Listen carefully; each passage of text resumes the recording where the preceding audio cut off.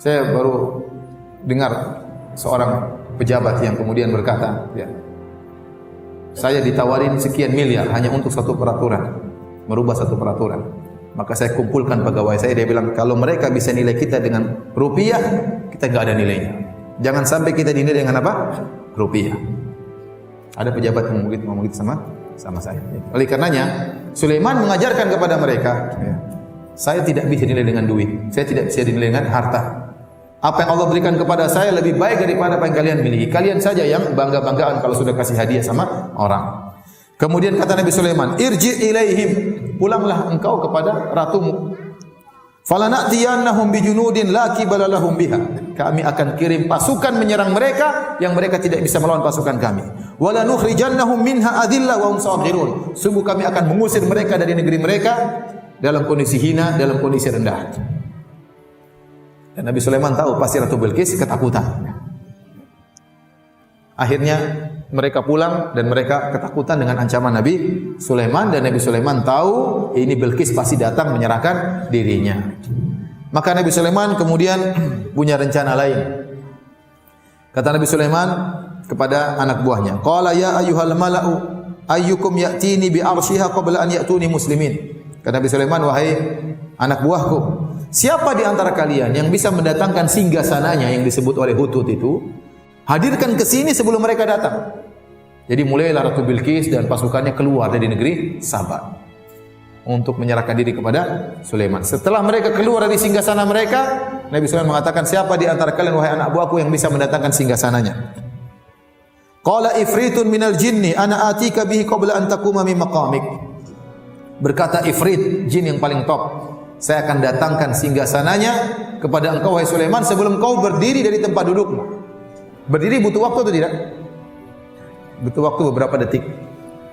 Belum berdiri sudah datang singgasana. Ada yang mengatakan maksudnya Nabi Sulaiman dia selalu mengecek pekerjaan anak buahnya dan dia duduk berjam-jam menjelang duhur baru dia berdiri. Artinya ifrit berkata, saya butuh waktu beberapa jam atau beberapa saat untuk sebelum kau berdiri wahai baginda akan hadir singgasana Ratu Bilqis.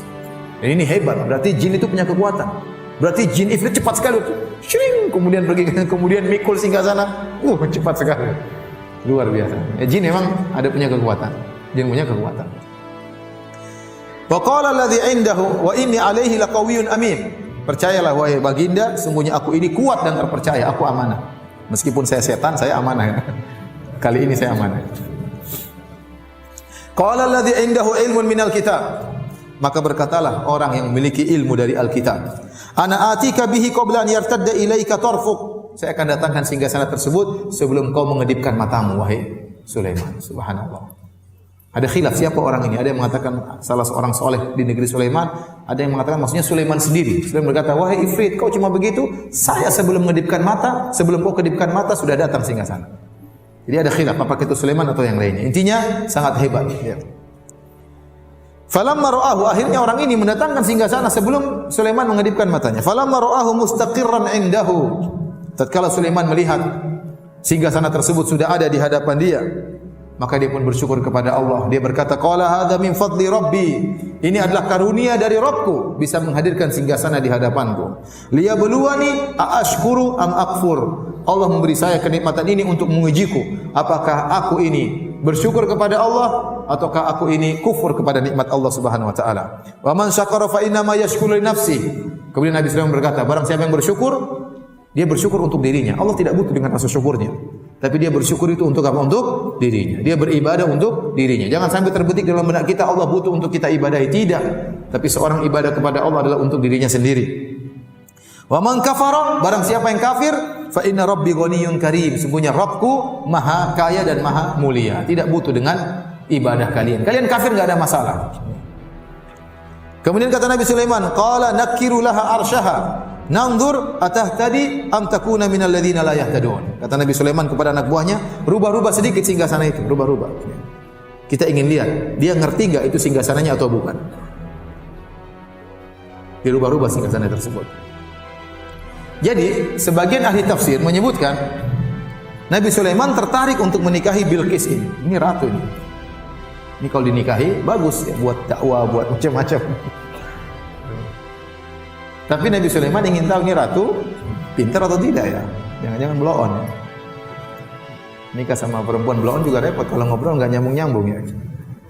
Maka dia ingin tes apakah ratu ini pintar atau tidak. Maka dirubahlah sedikit dari apa? Dari bentuk singgasana tersebut. Apakah dia tahu ini singgasana dia atau bukan? Falamma ja'at qila ahakadha arshuki, tatkala Bilqis sudah hadir, ditanyakan kepada Bilqis, ahakadha arshuki, apakah ini adalah singgasanamu? Qalat, subhanallah, bagaimana jawaban Bilqis? Menunjukkan cerdas atau bodoh ya? Kata dia, qalat ka'annahu hu, kata dia, sepertinya. Ini menunjukkan Bilqis pintar ya. Dia tidak mengatakan iya, dia tidak mengatakan bukan. Tapi dia memberi jawaban dengan jawaban diplomasi. Sepertinya. Nah, pintar berarti. Bisa jadi istri kalau begitu. Tapi ini pendapat sebagian ahli dalam Israiliyat. Tidak ada dalil nasnya. Tidak ada dalilnya. Nabi Sulaiman ingin menikahi siapa? Bilqis. Ini hanya pendapat Israiliyat dan disebutkan dalam buku-buku tafsir. Saya hanya menyampaikan. Tapi kalau kita berbicara tentang dalil yang sahih, tidak ada dalilnya. Ya. Kemudian kata Nabi Sulaiman, wa utinal ilma min qabliha wa kunna muslimin. Kita sudah dapat ilmu sebelum Bilqis dan kami sudah Islam sebelumnya. Wa saddaha ma kana ta'budu min dunillah. Ya. Adapun dia terhalangi, apa yang dia sembah selain Allah menghalangi dia dari Allah Subhanahu wa taala. Innaha kanat min qaumin kafirin. Sungguhnya Bilqis itu termasuk dari orang-orang yang kaum yang kafir. Kemudian ternyata Nabi Sulaiman sebelum Bilqis datang, Nabi Sulaiman membuat istana yang sangat megah, terbuat dari kaca. Istana yang sangat megah, tinggi, terbuat dari kaca. Kemudian dibuatlah lantai istana tersebut sangat panjang, semuanya dari kaca. Tidak ada sambungan-sambungannya. Kaca flat yang sangat besar. Dan di bawah kaca tersebut dialirkan air dan ada ikan-ikannya. Sehingga kalau orang lihat seakan-akan tidak ada kaca. Seandainya kaca tersebut sambungan-sambungan ketahuan ada sesuatu di atas air tersebut. Tapi dia flat yang benar-benar datar, tidak ada sambungannya. Dan sampai sekarang belum ada istana seperti itu. Di zaman 2000 berapa ini? 18. Zaman now belum ada istana seperti itu yang pernah dibangun oleh Sulaiman.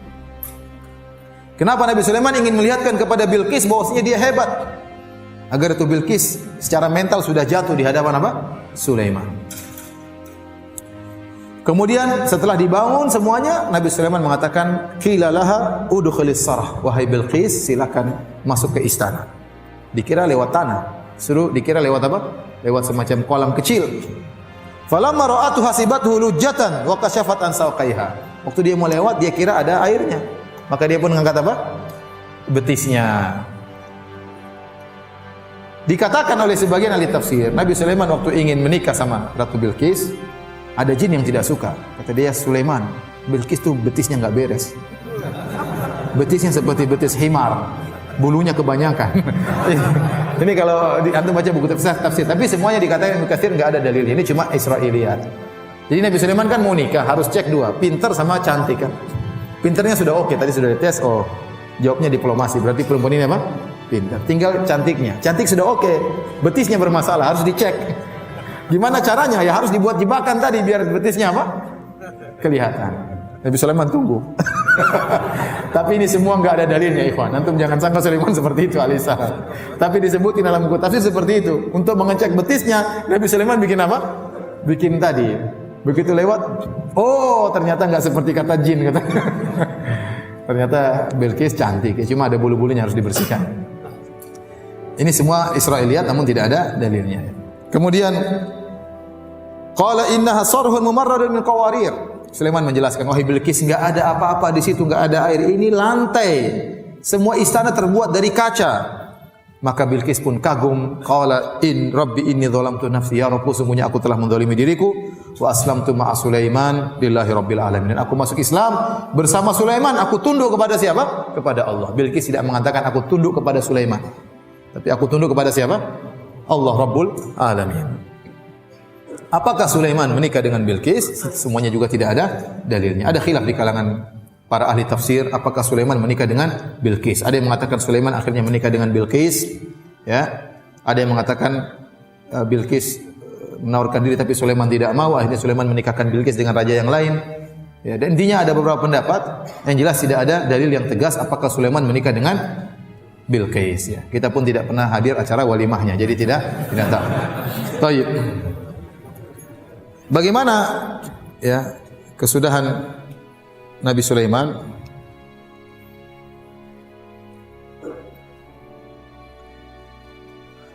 Nabi Sulaiman alaihissalam meninggal ya, tatkala sedang mengawasi para jin sedang bekerja. Ya. Kata Allah Subhanahu wa taala dalam surat Saba ayat 14, "Falamma qadaina 'alaihi al-mauta ma dallahum 'ala mautihi illa dabbatul ardi ta'kulu min sa'atah." Tatkala kami putuskan Sulaiman akan meninggal dunia, maka tidak ada yang memberitahukan tentang kematian dia kecuali aradah, yaitu kecuali rayap yang memakan tongkatnya. Jadi Nabi Sulaiman biasanya datang ngecek jin-jin kerja. Dia bertumpu kepada tongkatnya. Diam. Dan disebutkan dalam buku-buku tafsir Nabi Sulaiman suka salat dengan pegang tongkat. Kalau dia sudah salat bisa berjam-jam. Bahkan dalam sebagian riwayat Israiliyat sampai berhari-hari dia salat berdiri. Jadi sudah terbiasa mereka lihat Sulaiman bertumbuh pada tongkat lama. Ya. Bahkan dalam sebagian riwayat dikatakan setahun, tapi riwayat itu tidak bisa dibuktikan keabsahannya. Intinya demikian kebiasaan Sulaiman. Jadi kalau Sulaiman sudah datang pegang tongkat, sudah jin-jin semua ketakutan bekerja. Suatu hari Sulaiman datang ngecek dan dia pegang tongkat dan dia meninggal dunia. Jin-jin tidak tahu, disangka Sulaiman lagi sholat. Kerja terus nggak berhenti kerja nih, Sulaiman udah mati padahal. Terus gini. Jin ketakutan, terus kerja, nggak berhenti. Sehingga datang rayap kemudian makan tongkat tersebut. Butuh waktu lama untuk dimakan tongkat tersebut. Tatkala rayap makan tongkat tersebut, akhirnya tongkat tersebut patah, Nabi Sulaiman pun jatuh. Kata Allah Subhanahu wa taala, "Falamma kharra tabayyanatil jinnu allau kanu ya'lamunal ghaiba ma labithu fil adabil muhin." Tatkala Sulaiman tersungkur alaihi salam, maka jelaslah bagi jin kalau mereka tahu ilmu gaib, tentunya mereka tidak akan diam terus bekerja dalam kehinaan. Sulaiman ingin menjelaskan kepada rakyatnya, jin-jin itu sombong dan angkuh, mengaku-ngaku tahu ilmu gaib. Maka Sulaiman ingin menjelaskan, saya pun meninggal, mereka tidak tahu kalau saya meninggal. Katanya mereka tahu gaib, padahal waktu saya meninggal mereka tidak tahu. Terus bekerja ketakutan sama Nabi Sulaiman. Kalau mereka tahu Nabi Sulaiman sudah meninggal sejak awal, mereka sudah kabur, tidak mau kerja. Ya. Ini dalil bahwasanya hukum asalnya jin-jin juga tidak tahu ilmu gaib. Yang tahu ilmu gaib cuma siapa? Allah Subhanahu wa taala. Baik, demikian para hadirin dan hadirat yang dirahmati oleh Allah Subhanahu wa taala. Kisah tentang Nabi Sulaiman alaihissalam semoga bermanfaat. Kalau ada yang bertanya saya persilahkan. Wallahu ta'ala a'lam bishawab.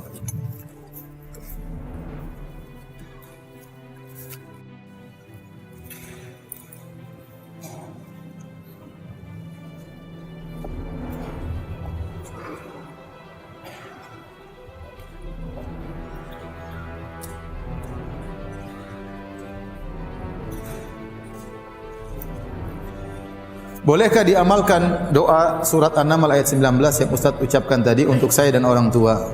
Bagaimana kalau orang tua sudah meninggal? Enggak ada masalah ya. Kita berdoa, ya Rabbi auzi'ni an ashkura nikmataka allati an'amta alayya wa ala walidayya wa an a'mala salihan tarda. Wa aslih li fi dzurriyyati. Ya, enggak ada masalah. Ini doa yang kita boleh cuplik, kita boleh doa dalam doa-doa kita. Demikian juga doa-doa Nabi yang lain. Seperti doanya Nabi Adam, Rabbana zalamna anfusana wa illam taghfir lana wa tarhamna lanakunanna minal khasirin. Ini doa yang bisa kita ucapkan. Dari Rabbi auzi'ni an ashkura ni'mataka allati an'amta alayya, ya Allah, ilhamkanlah kepadaku untuk agar aku bisa bersyukur atas nikmat yang Kau berikan kepadaku dan kepada kedua orang tuaku, dan agar aku bisa beramal saleh yang Kau ridhai. Seperti doanya Nabi Ibrahim, Rabbi ja'alni muqimas salati wa min dzurriyyati. Ya Allah, jadikanlah aku penegak salat, demikian juga anak-anakku, jadikanlah mereka penegak salat. Demikian juga Rabb wajubni wa junubni wa bani anak budal asnam. Ya Rabbku, jauhkanlah aku dan anak keturunanku dari penyembahan berhala, dari kesyirikan. Tapi kalau doa Nabi Sulaiman yang satunya enggak boleh. Rabbi firli wa habli mulkan la yanbaghi li ahadin min ba'di. Ya Allah, anugerahkan aku kerajaan yang tidak boleh seorang pun itu enggak boleh. Itu khusus Nabi Sulaiman. Antum enggak boleh doa dengan doa tersebut. Tidak bakalan dikabulkan ya.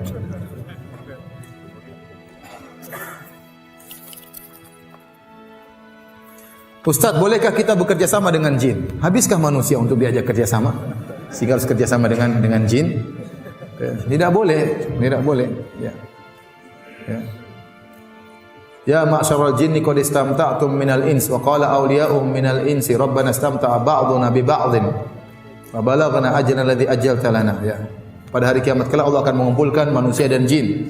Maka Allah berkata, wahai jin sekalian, sungguh kalian telah telah banyak menyesatkan manusia. Maka manusia berkata dari penolong-penolong jin, ya Rabb kami dahulu saling istimta, saling menyenangkan. Menyenangkan bagaimana? Jin melayani manusia, manusia memberi ketundukan kepada jin. Ya, jin itu sangat senang untuk diagungkan. Makanya Allah sebutkan dalam surat Al-Jin, kata Allah, wa annahu kana rijalun minal insi ya'udzuuna birijalin minal jinni fazaduhum rahaqa. Dan dahulu ada sekelompok laki-laki dari manusia minta perlindungan kepada sekelompok jin, maka semakin menambah kesombongan para jin. Disebutkan dalam buku tafsir, baik tafsir Al-Qurtubi, tafsir At-Tabari, tafsir Ibnu Katsir. Dahulu orang-orang Arab jahiliyah kalau mereka melewati suatu lembah, mereka berkata, na'udzu bi sayyidi hadzal wadi min sufahai qaumihi. Kami berlindung kepada bos jin di lembah ini dari gangguan anak buahnya. Setelah dia mengucapkan demikian, maka tidak ada yang ganggu dia. Tapi itu adalah kesyirikan. Menjadikan jin semakin sombong, semakin angkuh.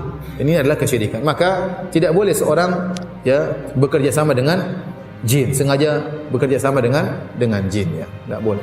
Ada yang mengatakan, Ustaz, tapi kalau jinnya muslim, dari mana kamu tahu dia muslim atau tidak? Zahirnya, Ustaz. Bagaimana zahirnya? Enggak kelihatan. Kalau manusia bisa kita cek zahirnya, dia ke masjid, dia ke ini. Jin dari mana ente cek ya? Ya. Apalagi Nabi berkata tentang setan kata Nabi, sadaqaka huwa kadzub. Setan itu benar kali ini tapi biasanya dia berdusta. Dan kita menutup pintu-pintu ini, ya. Jangan kita buka pintu-pintu ini. Ya, saya kemarin baru dari suatu daerah, saya ceramah. Di sana banyak bentuk kerjasama dengan jin. Di antara cerita yang lucu, ya. Jadi ada kawan ini juga ustadz, ya, cerita. Jadi dia punya paman, ya, suka mengajarin ilmu. Tapi orang kalau mau ngambil ilmu harus bayar mahar. Ada sepupunya ingin diajari supaya bisa pintar ngomong. Jadi ada wirid-wirid tertentu, ada ritual-ritual tertentu supaya pintar ngomong. Kata pamannya, silakan, tapi maharnya 10 gram emas. Akhirnya sepupunya ini, padahal pamannya sendiri, sepupunya datang, kasih 5 gram emas. Nanti 5 gramnya belakangan.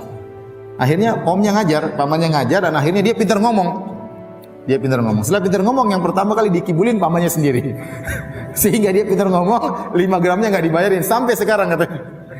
Kemudian pamannya ditipu kedua kali. Paman mau gini, mau kerja. Dia pintar ngomong, akhirnya dia banyak nipu orang gara-gara pintar apa?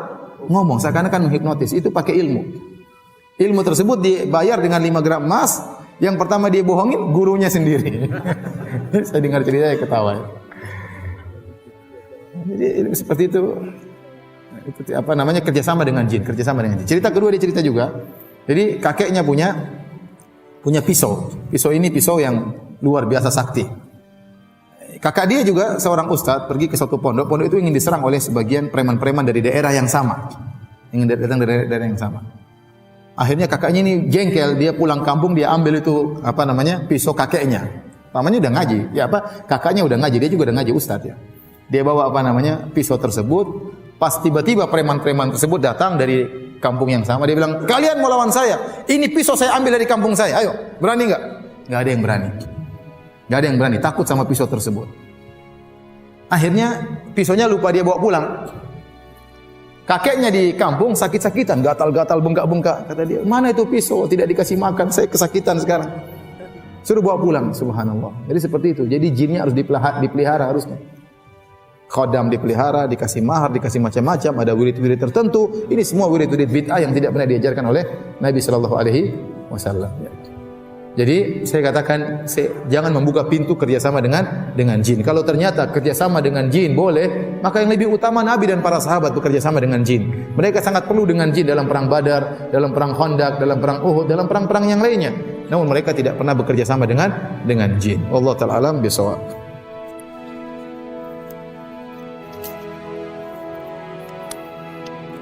Ustaz, negeri Sabah itu di mana ya Ustaz? Ada yang bilang negeri Sabah itu dikuasai Ratu Bilqis itu di Indonesia. Ini malu-maluin. Katanya Raja Sulaiman tuh Sleman. Enggak nyambung ya, subhanallah. Katanya Haikal Sulaiman itu Borobudur. Ya, sekarang orang-orang Yahudi kenapa pergi ke Palestina? Karena mereka ingin bangun kembali kerajaan Sulaiman Raya, ingin membangun Haikal Sulaiman. Menurut mereka Sulaiman telah membangun kerajaannya dan mereka harus membangun kembali. Jadi mereka memfokuskan untuk membangun negeri mereka di Palestina. Kalau ternyata di Indonesia orang Yahudi akan pindah semua di sini, repot kita nanti. Ini tidak benar. Apakah ada keturunan-keturunan Sulaiman sekarang di mana? Di Sleman? Dari sisi wajah, dari sisi hidung yang mancung, tidak ada ya. Semuanya model-modelnya seperti kita semua. Apalagi Sulaiman disebutkan cuma sekitar 1000 tahun sebelum Masehi. Ini tidak terlalu lama ya. Tidak terlalu lama ya. Ini semuanya hanyalah omong kosong. Ini memalukan. Ya, ini penelitian saya dengar dari seorang, ini memalukan orang Indonesia. Ya. Jangan sampai diterjemahkan ke bahasa Arab. Nanti kita ditertawain sama orang Arab.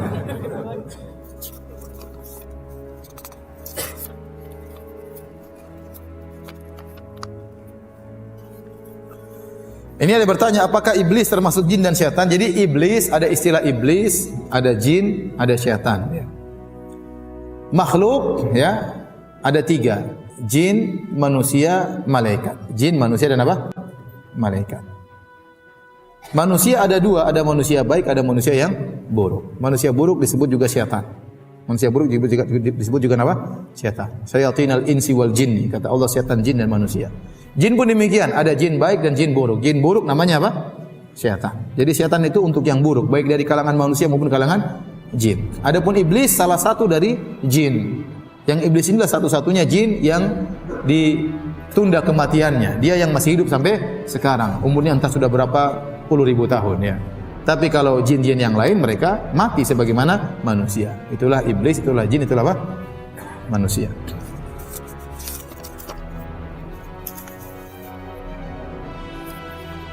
Nabi Sulaiman ganteng kah? Ya ganteng lah pastilah. Tapi lebih ganteng siapa? Nabi Yusuf alaihissalam. Lebih ganteng Nabi Adam alaihissalam. Tapi apakah ganteng seperti kita nggak tahu, kita nggak pernah lihat ya. Tapi jelas dia ganteng ya. Jadi tidak ada nabi yang cacat. Tidak ada nabi yang cacat. Ya, kenapa? Karena dalam rangka untuk menolak gangguan dari kaumnya. Karena kalau ada nabi yang cacat akan jadi olok-olokan oleh apa? Kaumnya. Tapi orang soleh, orang baik ada yang cacat. Tapi untuk nabi tidak. Tidak ada nabi yang cacat. Seandainya Sulaiman buruk rupa tentunya akan jadi olok-olokan dari kaumnya.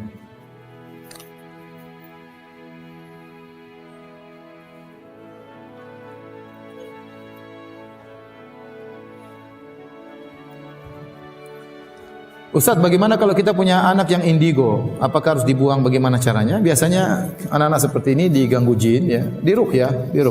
Kalau memang benar-benar mengganggu. Jadi kalau ada jin dalam tubuh tidak harus dikeluarkan. Saya ingatkan, ada jin mengganggu kita masuk dalam tubuh seorang tidak harus dikeluarkan. Tapi kalau ternyata mengganggu sekali, ya, mengganggu kebahagiaan seorang, mengganggu ibadah seorang, lebih baik untuk apa? Diruqyah, dikeluarkan dari tubuhnya. Terkadang sebagian orang ada jinnya, dia keluar sendiri jinnya. Terkadang jinnya keluar sendiri. Terkadang ada yang tidak keluar perlu untuk diruqyah ya. Tapi ada orang yang ada jinnya namun dia bisa hidup normal, ada, saya tahu juga ya. Tetapi maksud saya tidak harus. Tapi kalau benar-benar terganggu ya, karena jin kalau sudah masuk dalam tubuh manusia terkadang dia memberi bisikan-bisikan. Dulu ada kawan yang dia kemasukan jin Nasrani. Selalu datang ke pasir, Ustaz saya punya syubhat. Syubhatnya dari jin itu. Ya, syubhat tentang Islam, syubhat tentang hebatnya Nasrani dan selalu jadi jin itu bisik-bisikin apa? Syubhat. Dia bilang ini harus diruqyah. Ini karena jin syubhat. Jin apa? Jin syubhat.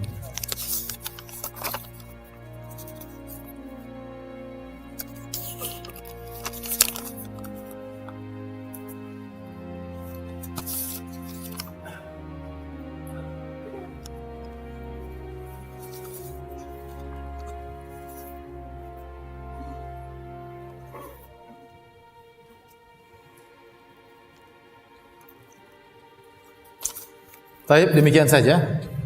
Ini hadiah ya? Hadiah buat saya? Oh, buat saya ada khusus ya. Ini bagi siapa yang bisa menjawab pertanyaan? Baik. Di akhir pengajian ini ada berapa hadiah? 2, 3, 4, 5, 6, 7, 8, 9. Ada 10 hadiah bagi yang bisa menjawab pertanyaan. Saya kasih hadiah atau hadiah dari panitia ya. Pertanyaan pertama, sebutkan keistimewaan kerajaan Sulaiman. Ya silakan berdiri. Ya berdiri. Apa keistimewaan kerajaan Sulaiman? Assalamualaikum warahmatullahi wabarakatuh. Waalaikumsalam warahmatullahi wabarakatuh. Keistimewaan kerajaan Sulaiman adalah Allah menundukkan segala makhluk bagi Nabi Sulaiman. Pertama, menundukkan makhluk bagi Sulaiman, burung dan yang lain. Kedua, Kedua, tidak ada kerajaan setelah kerajaan Nabi Sulaiman. ya makhluk yang ditundukkan oleh Allah apa aja? Jin, Terus jin, binatang, binatang, manusia. manusia, terus apa? Angin yang lupa. Angin ya, silakan. Jazakallahu khairan. Silakan. Silakan. Ya. Ya, Masya Allah. Allah barik fiik. Ya. Sebutkan dua ciri anginnya Nabi Sulaiman. Sana, silakan. Berdiri. Antum jangan lihat ke belakang ya antum. Berdiri ya. Apa ciri anginnya Nabi Sulaiman? Lembut, yang kedua? Cepat tapi tidak? Tidak terlalu cepat. Ada pramugarinya enggak? Enggak ada. Pesawat Nabi Sulaiman tidak ada pramugarinya ya. Silakan sini.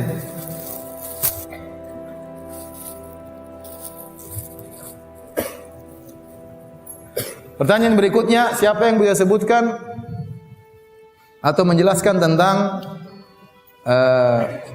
empat yang faedah yang bisa kita ambil dari perkataan semut. Perkataan semut. Ada yang bisa jawab? Semut ngomong apa? Apa faedahnya? Ya, berdiri. Semut ngomong apa? Semut ngomong kepada semua pasukannya untuk Semua temannya, bukan semua pasukannya. semua pasukan semut. Ya. Ketua semut itu ngomong kepada semua pasukan semut untuk menghindari dari Nabi Sulaiman dan pasukannya agar mereka tidak terinjak. Iya, apa faedahnya? Faedahnya itu pertama, semut. Kenapa Nabi Sulaiman tertawa? Iya. Apa sebabnya? Karena Nabi Sulaiman itu mendengar si ketua semut itu. Saya tidak bilang dia ketua semut, mungkin dia semut rakyat jelata. Pokoknya salah seekor semut. Iya, salah seekor semut. Iya. Salah seekor semut. Iya, tidak mesti dia ketua ya, tidak mesti. Nabi Sulaiman dengar perkataannya. Kedua, Dan kedua, Nabi Sulaiman bersyukur pada Allah karena bisa mendengar salah satu semut itu. sama itu yang pertama. Iya, yang kedua, enggak apa terus. Faedah yang lain. Yang lain. Yang ketiga, Nabi Sulaiman Semut tadi ngomong apa? semut bicara agar semua pasukannya itu menghindar Iya, berarti semut kasih udzur kepada siapa? Sulaiman dan pasukannya. Ya, Masya Allah. Itu yang ketiga. Yang keempat? Yang keempat itu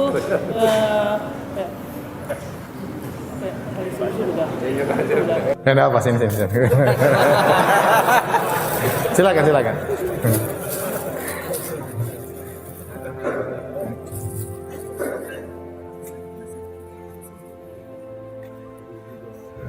Ya, itu enggak ada. Ibu adalah. Ini tinggal 4. Ini baju laki-laki semua. Coba apa keistimewaan Nabi Sulaiman? Satu aja. Dua keistimewaan Nabi Sulaiman. Dua keistimewaan Nabi Sulaiman. Kita sebut di awal-awal pengajian. Hah? Ayo, yang angkat tangan jangan ragu-ragu. Coba, antum berdiri. Ya. Apa keistimewaan ya? Berdiri. Apa keistimewaan Nabi Sulaiman?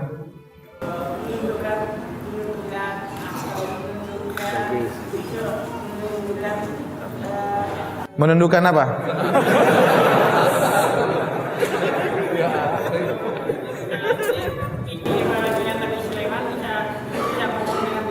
Dengan binatang, terus? Hewan-hewan. Yang kedua, dia mempunyai kerajaan yang Iya. Keistimewaan Nabi Sulaiman, dia seorang nabi dan rasul.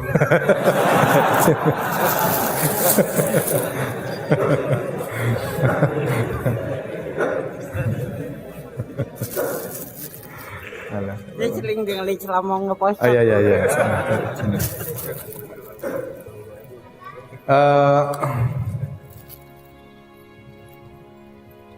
Apa lagi pertanyaan?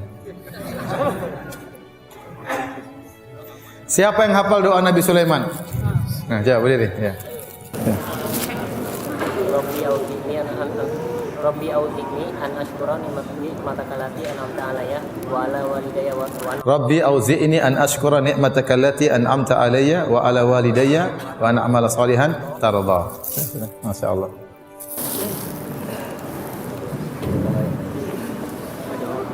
Siapa yang bisa mengulangi kisah tentang Nabi Muhammad SAW diganggu jin?